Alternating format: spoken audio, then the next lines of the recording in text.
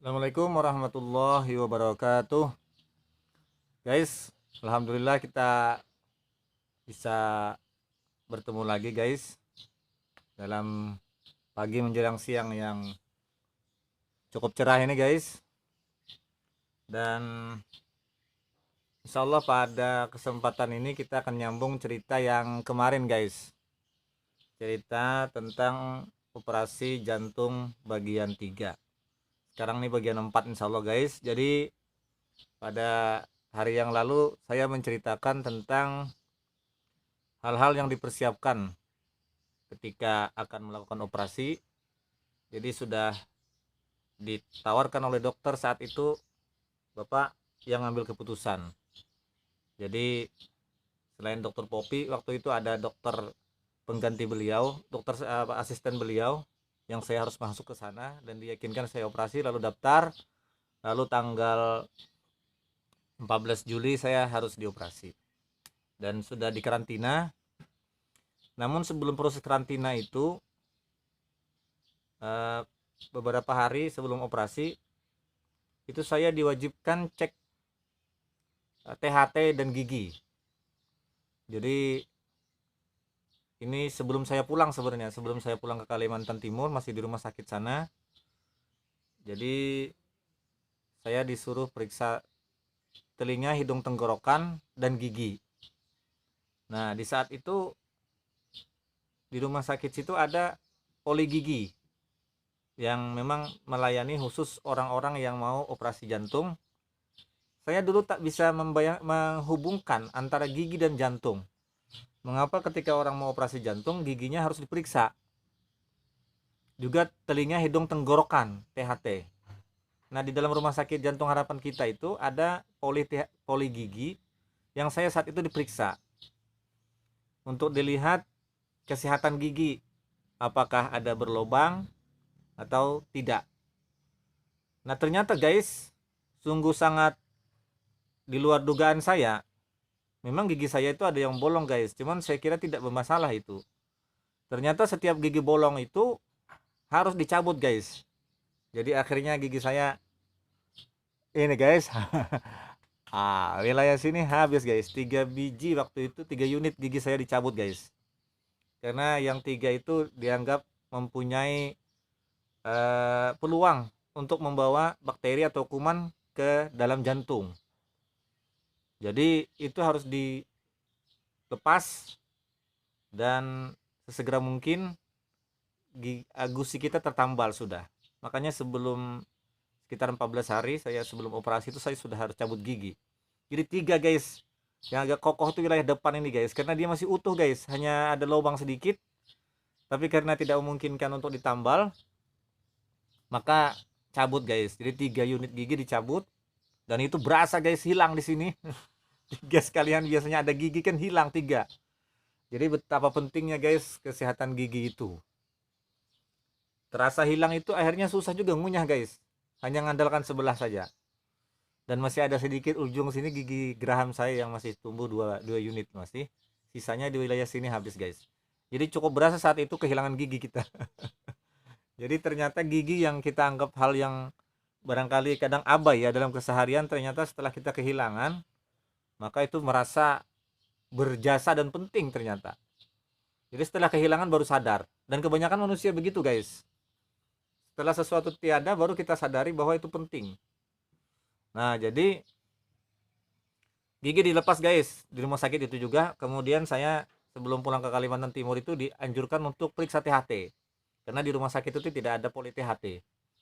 Jadi pulang ke Kaltim saya waktu itu masih rumah sakit lama di Tenggarong itu, saya masuk ke poli THT dan ketemu dengan dokter Rajiman kalau nggak salah waktu itu, diperiksa beliau.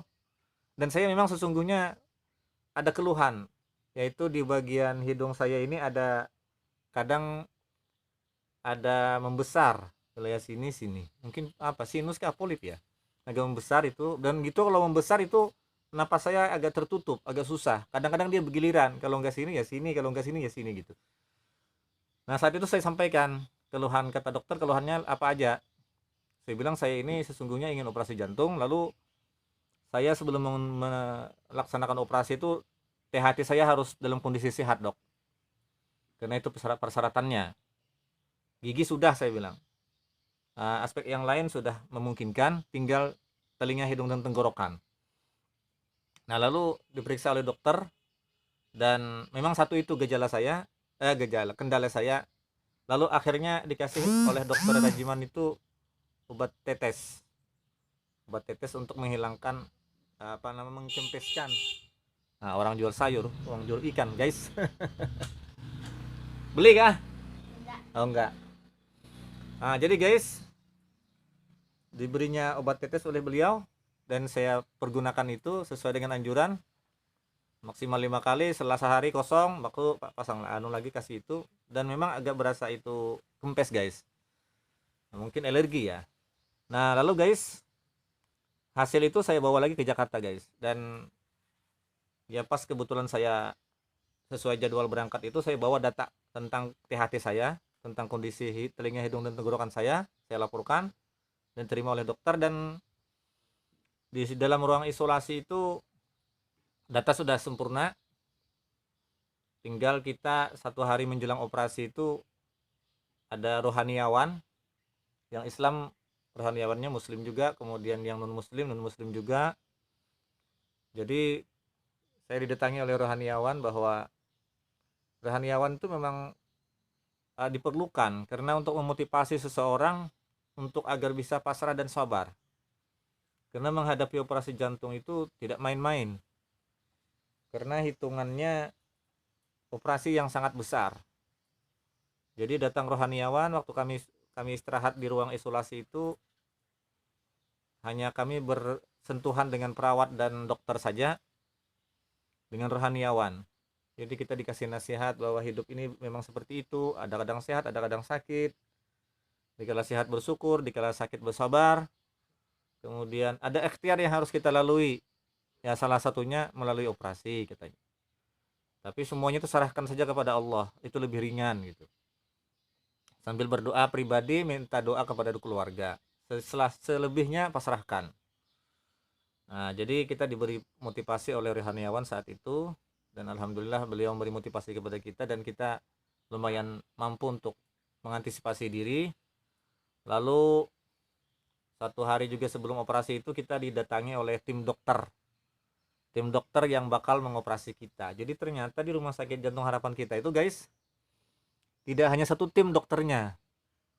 Kalau nggak salah tahu itu sekitar 6 tim atau 9 tim itu. Jadi sehari itu beliau itu sepertinya membelah 6 atau 9 orang. Itu di kelas biasa. Kalau kelas eksekutif mungkin lebih banyak lagi itu. Nah, sepertinya seperti itu yang saya selintas dengar. Jadi sekitar 6 orang positifnya itu pastinya. Jadi karena kami 1 hari itu diisolasi 6 orang, dan itu bakal hari-hari berikutnya yang bakal dioperasi. Nah, cuman ada kabar ada 9 orang gitu. Berarti ada 9 ruangan. Jadi ada 6 ruang yang digunakan untuk operasi itu, guys. Cuman pastinya itu saya tidak terlalu mengetahui, cuman sekitaran itu diperkirakan. Lalu guys, datang tim dokter mengunjungi kami dan mereka memperkenalkan diri. Jadi lumayan banyak, guys, dokternya. Kalau nggak salah saat itu 6 yang datang juga dokter, kalau nggak 5, 6. Jadi ada dokter jantung, ada dokter bedah jantung. Jadi ternyata dokter jantung dengan bedah jantung beda, guys. Mungkin titelnya apa ya? Kalau jantung kan SPJP ya. Kalau bedah jantung tuh BTKP kah namanya itu ya? Ya mungkin itu ya. Lupa, salah mohon maaf nih. Karena saya lihat titel-titel dokter di rumah sakit sana itu SPJP BTKP apa-apa itu namanya. Banyak lagi, ada PH Pinasim apa itu, saya lihat banyak betul titel-titel dokter itu. Rata-rata SPJP dia, rata-rata, sisanya itu tambahan, mungkin ada spesialis khusus barangkali ya. Nah, lalu guys, ada dokter bedah turak, bedah jantung, kemudian ada dokter anestesi, ada dokter apa lagi itu, beserta stafnya itu banyak yang berhadapan dengan kita, dan beliau memberikan penjelasan singkat sekilas tentang bagaimana operasi jantung itu. Nah, digambarkan beliau bahwa nanti Bapak harus sabar dan ikhlas, dan karena ini operasi besar minta doa pribadi, keluarga juga, dan lebih bagus pasrah. Kemudian lagi karena kami menyambung itu berbagai macam saraf, nanti katanya mungkin prosesnya agak lama, kadang-kadang tembus sampai 12 jam kalau nggak salah seperti itu, 8 sampai 12 jam, karena saraf-saraf yang dilurus dikombinasikan itu cukup rumit katanya, dan menjahitnya juga agak cukup rumit gitu. Nah jadi kita sama-sama berusaha Pak katanya, selesainya kita serahkan kepada Allah apa hasilnya, yang pasti ini operasi besar-besaran Pak katanya, memang ada risiko-risikonya katanya. Ya cuman alhamdulillah selama kami menangani katanya cukup berjalan lancar. Nah itu yang kita membuat motivasi, itu kalimat terakhir itu. Lalu setelah mereka berkenalan guys, nanti kita bertemu ya besok katanya. Setelah kita bertemu besok katanya, pulang mereka kan pergi lagi ke tempat tugasnya masing-masing. Lalu apa namanya, malam harinya, besok kan dioperasi malam harinya kalau nggak salah, kami dibawa lagi untuk melihat di sebuah ruangan besar, untuk melihat orang-orang yang baru selesai dioperasi. Saya nggak ngerti apa maksudnya saat itu. Kami diperlihatkan di sebuah ruangan yang orang-orang itu kelihatannya agak, ya mohon maaf ya, agak ngeri ya. Karena kami lihat tuh ada orang yang gitu, ada yang slow gitu. Jadi macam-macam pemandangan di saat itu. Saya dijelaskan oleh tim waktu itu, mungkin tim tim informasi barangkali ya. Jadi menyampaikan bahwa bapak-bapak yang mau operasi besok ini adalah gambaran orang yang baru sadar. Setelah ada yang sekian jam, 6 jam, 8 jam, 10, 12 itu ada yang artinya beberapa jam setelah operasi, masa operasi, dan inilah orang yang terlihat mulai sadar. Jadi kami diperlihatkan orang-orang yang mulai sadar itu. Sekalinya pelajarannya di situ adalah agar kita memahami bahwa kalau mulai sadar, nanti dokter perawatnya memberi arahan bahwa Bapak sadar Pak, sadar gitu. Lalu kita disampaikan bagaimana cara mengatur napas ketika peralihan dari alat ke hidung. Kemudian agar tangan tidak sembarangan gini-giniin, karena ternyata guys alatnya banyak sekali guys di tubuh kita guys. Jadi alatnya itu nancap di mana-mana guys. Jadi kalau sini sudahnya kan di mulut ini selang besar, kemudian di hidung, kemudian di sini ada lagi jaringan sini suntikan besar, ada dibolongin guys di sini guys, di sini juga guys di bawah di perut, di sini juga di dada. Jadi banyak, ada 3 bolongan kalau nggak salah di wilayah area kita ini, area perut dan dada. Dan itu kabel-kabel sejenis selang-selang tuh banyak guys. Jadi kemudian alat monitor jantung itu kalau kita barangkali metode sadarnya itu sembarangan, itu bisa mengganggu kestabilan peralatan itu guys. Jadi kita dibilangin begitu. Nanti kalau sadar ya jangan ngamuk-ngamuk, jangan ya kan gitu, jangan sembarangan gitu. Jadi sadarlah gitu. Harus terkontrol, maksudnya begitu. Supaya rupanya kami dibawa ke situ supaya jelas tahu bahwa itu kondisi seperti itu nanti yang dialami. Nah lalu guys, sebelumnya juga dokter waktu meeting bersama itu nyampaikan, waktu beliau kunjungan kita sebelum dioperasi itu nyampaikan juga bahwa khusus operasinya nanti kita dibelah Pak, dari sini sampai bawah sini guys, kelihatan guys ya, sampai sini guys, lalu nanti dibuka katanya Pak. Nanti itu kami kasih besi Pak katanya, penahan gini, saya juga belum tahu waktu itu buka begini nanti Pak, jadi dadanya terbuka begini, nanti mudah kami ngerjakan katanya. Lalu saya ada agak kritis waktu itu guys karena khawatir ya. Dok, saya bilang tolong jangan lupa dok ya, karena saya pernah lihat di media sosial itu ada yang ada yang rawan terhadap bius ya. Jadi dok, saya bilang jangan lupa nanti dok ya kalau ngoperasi saya harus dibius. Jadi kan orang itu kan ditidurkan dan dibius gitu, saya khawatir hanya ditidurkan tapi nggak dibius. Nah, jadi saya bilangin dok nanti kalau ngoperasi saya jangan lupa dok ya dibius. Jadi dia ketawa beliau itu, saya lupa namanya, rasnya timnya tim Pak Budi itu. Jadi katanya enggak lah Pak, katanya kami sudah ada prosedurnya, kemudian kalau itu laksana orang makan Pak katanya, jadi makan itu kan harus dengan minum, jadi sama itu, sudah ditidurkan harus dibius gitu. Nah saya khawatir kita hanya ditidurkan guys, nggak dibius-bius, pas dia membelah begini guys, kita merasa tapi nggak bisa bangun karena ditidurkan. Nah itu yang saya sempat aneh juga guys, saya terbayang begitu kok begitu ya, itu mungkin saking kekhawatiran ya. Karena saya pernah membaca artikel kalau nggak salah itu yang orang pernah di ano ya di negara lain kalau nggak salah itu yang pernah terjadi, bukan operasi jantung, operasi apa itu yang dia ngerasa gitu.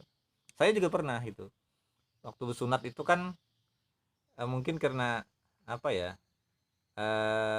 saya agak merasa terakhir sebenarnya, mungkin cocok aja sudah masuk anunya itu dosis obat biusnya, mungkin karena memang terakhir itu memang merasa, mungkin ya saya merasa waktu dijahit itu guys, jadi merasa betul.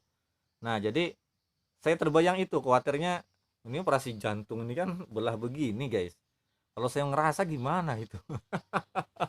Kita mau negur nggak bisa, orang kita tidur tapi merasa kan. Lalu guys dijawab begitu, lalu saya ada lagi yang agak khawatir dok, saya bilang itu kan dijelaskan semuanya dengan peralatan elektrik, dengan peralatan medis yang pakai setrum semua. Jadi kisahnya itu darah kita itu kan dialirkan, darah kita ini kan nanti dialirkan pakai mesin, pakai alat gitu. Lalu napas kita juga begitu. Jadi darah ini karena jantungnya dihentikan kan, jadi darahnya dialirkan melalui mesin. Nah khawatirnya saya mesinnya itu mati guys. Ini agak lucu-lucu guys, tapi harus saya tanyakan itu supaya membuat keyakinan bagi saya. Dok, saya bilang, itu kan katanya kan pakai alat mesin semua. Iya katanya. Nah, terus kalau mati lampu gimana guys? Dok, saya bilang, kalau mati strum, listrik mati. Ketawa dia. Ya memang pernah terjadi Pak katanya. Waktu kami di ruang OK, apa namanya sebutannya itu, ruang operasi, eh, kami katanya mati listrik. Tapi otomatis Pak itu katanya hidup lagi karena ada alat apa namanya, ada alat safety-nya, ada apa namanya saving setrumnya ada punya, jadi otomatis hidup. Oh gitu. Cuman saya kritis lagi saat itu, mengkritisi lagi, dok bagaimana kalau alat yang otomatis hidup tadi, lupa saya namanya itu ya, alat safety-nya itu, tapi kan karena lama tak dipakai, pas dia nggak mau hidup, saya bilang dok gimana. Jadi listrik mati pas alat itu nggak mau hidup untuk menggerakkan listrik itu, bagaimana. Jadi dia ketawa, senyum-senyum aja dokternya. Insya Allah enggak Pak katanya, insya Allah lancar aja, sudah diatur itu katanya. Jadi apa namanya, pasrah saja Bapak katanya. Jadi ya itulah, itu kekhawatiran. Lalu yang ketiga saya khawatirnya lagi adalah darah saya kan AB plus. Jadi saya baru tahu ada plus-plusnya itu setelah di Jakarta itu. Kalau di sini kan kita tahunya hanya A B O A B ya itu ya. Sekalinya ada lagi AB plus gitu. Sekalinya sekarang kan ada muncul lagi tuh B plus A plus ya.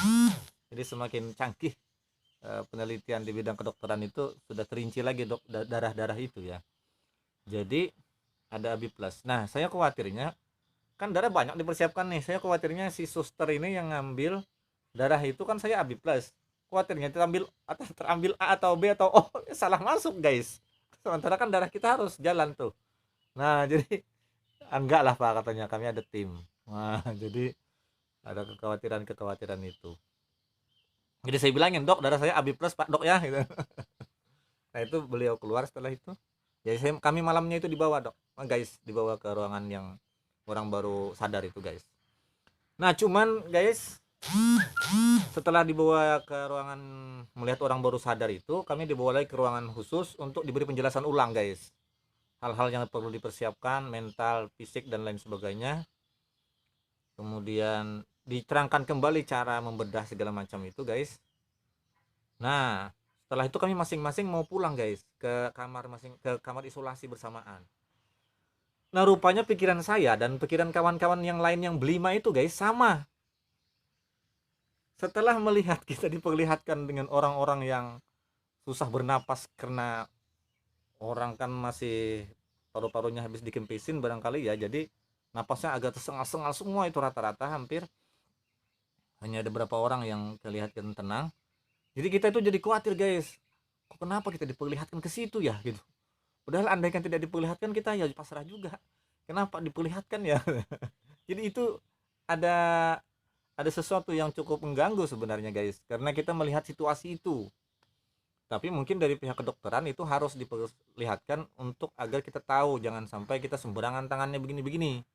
Cuman karena kita melihat kondisinya seperti itu guys, tak nyaman dipandang, lalu kita agak sedikit sedikit cukup terganggu guys. Meskipun sisinya positifnya paham juga kita akhirnya, cuman ada juga cukup mengganggu, ada kepikiran jangan-jangan kita begitu nanti gitu. Karena melihat situasinya agak agak-agak ngeri guys. Karena alatnya banyak betul. Oh, situasinya kayak gitu kita belum pernah melihat yang kayak gitu guys. Nah jadi pulang sama-sama ke ruang isolasi, kami dibawa lagi. Jadi sambil berceritaan kami, karena jaraknya cukup dekat aja, sekitar 1,5 meter, ada yang 2 meter, ada yang jaga di ujung, tapi masih terdengar kita berkomunikasi guys. Nah cuman ya sudah terlanjur pasrahlah sudah, karena itu memang prosedur yang harus dilalui. Nah lalu pada pagi harinya kita disuruh mandi guys, antiseptik, kemudian semuanya harus steril guys, bulu-bulu habis, rambut pun harus dicukur harus dirapikan guys. Nah lalu pas hari Jumat saat itu guys, hari sebenarnya saya operasinya hari hari tanggal 14 guys, sebenarnya duluan saya. Cuman saat itu akhirnya saya tergeser guys, karena saya juga yang izinkan, karena ada perawat saat itu yang minta, bapak bisakah menolong kami, katanya. Apa bu sebenarnya, ini ada orang yang darurat pak, katanya, yang harus kami tangani segera. Cuman karena kami sudah terjanji dengan bapak, bisakah bapak mengalah, katanya, mundur, kami tangani orang ini dulu gitu. Artinya mungkin sama-sama sudah terdaftar barangkali, cuman karena kondisinya agak agak payah barangkali ya, agak kurang bagus, jadi itu harus didahulukan. Nah lalu saya berpikir, karena itu kita sama-sama ingin sehat, dan oleh pandangan dokter itu yang lebih harus didahulukan, lalu saya ikhlaskan. Nggak apa-apa dok, nggak apa-apa bu, saya bilang, saya silahkan aja itu duluan, mudah-mudahan beliaunya jadi bagus. Dan saya dalam hati niatan, mudah-mudahan saya mempersilahkan orang, saya mengikhlaskan itu, mudah-mudahan mempermudah bagi saya juga. Jadi sehari saya guys ditunda guys, padahal sudah saya sudah siap itu guys, ditunda. Tapi tidak apa, karena saya berharap juga ada nilai kebaikan yang saya dapatkan. Meskipun saya sudah ikhlas, tapi tetap juga berharap ada nilai kebaikan yang saya dapatkan. Jadi entah siapa itu waktu itu guys yang dioperasi duluan. Lalu saya tanggal 15 akhirnya guys, yang tadinya tanggal 14 akhirnya geser ke tanggal 15. Berkumpullah dengan teman-teman yang saya ceritakan tadi. Lalu dan di sini saya juga dapat apa namanya, dapat keanehan. Keanehannya tuh gini, di Jumat tuh kan saya jadwalnya pagi guys, agak pagi lah, mungkin jam 10-an atau jam 11-an diperkirakan, sebelum Jumatan lah. Lah mungkin karena yang sebelum saya, ada orang sebelum saya yang dikerjakan itu sepertinya lambat guys pengerjaannya, mungkin memang situasinya memerlukan seperti itu. Lalu saya tergeser guys jauh, sementara teman-teman saya ini dengan dokter yang berbeda, dengan tim yang berbeda, itu satu-satu didorong, pak saya duluan pak ya, sama-sama mudahan kita lancar gitu. Sudah pakai baju itu guys, baju operasi guys, baju steril semua, sudah pakai baju biru-biru, di sana biru-biru guys bajunya. Nah jadi didorong sudah satu, habis itu ada yang rasanya dari mana itu ya, dari yang awal itu dari Surabaya kalau nggak salah, dari Pontianak, dari mana itu. Nanti setelah itu berikutnya didorong lagi satu, pak saya duluan pak ya, iya saya duluan. Saya nunggu kapan saya ini. Maka kita sudah siap ya, karena khawatir kita pikiran berubah, jadi ingin betul cepat. Karena kita sudah wudhu, mulai pagi saya sudah wudhu, sudah istighfar terus, zikir terus saya. Habis itu teman saya lagi dipanggil, lain saya lagi yang dipanggil, dorong lagi satu. Pas sudah dorongan kelima, sudah mendekati jam 3. Loh kok saya nggak dipanggil-panggil? Lalu diinformasikan oleh susternya, Pak, katanya, mohon maaf Pak ya, ini kalau jam itu sampai jam 3, maka Bapak insya Allah tergeser ke besok lagi. Aduh, ya Allah. Tapi mudah-mudahan Pak ini cepat selesai yang ada ini, katanya. Kalau yang dari pagi dikerjakan sudah selesai, mungkin Bapak nanti dipanggil. Tapi kalau ini jamnya sampai jam 3 aja kalau nggak salah waktu itu, kalau nggak jam 4. Jadi kalau lewat itu tidak ada lagi operasi gitu. Aduh, saya bilang ya Allah, ini hari Jumat saat itu. Jadi kami tidak Jumatan di masjid karena kita diisolasi di ruangan aja sholat zuhur kalau nggak salah waktu itu. Jadi saat itu sudah tinggal 15 menit. Rasanya kalau nggak salah jam 4 atau jam 3. Pokoknya antara jam 3 atau jam 4 rasanya batasnya itu. Kalau nggak jam 3 berarti atau jam 4 lah. Itu berarti kalau lewat jam itu tidak lagi dioperasi. Kami lihat sekitar 15 menit lagi. Jam 3 kah jam 4 waktu itu. Berarti bakal tidak ada operasi. Ya Allah, saya bilang ini. Masa harus saya mundur lagi nih? Bisa berubah pikiran. Nah, jadi saya tunggu 15 menit, sekitar 15 menit tuh. Kalau nggak ada panggilan dari ruang operasi nih, bakal mundur lagi saya. Sementara saya sudah pakai baju operasi guys. Semua sudah alat terpasang guys. Kemudian semua persiapan sudah guys. Istighfar, zikir, kebersihan, kesucian sudah semua guys. Sudah saya niatkan betul-betul. Tapi saya nunggu waktu 15 menit ini. Kalau sampai saya dipanggil dalam waktu 15 menit ini, jadilah saya operasi. Kalau tidak, saya harus bersabar lagi besok hari. Nah guys, karena ini kamera kita menandakan sudah harus berhenti.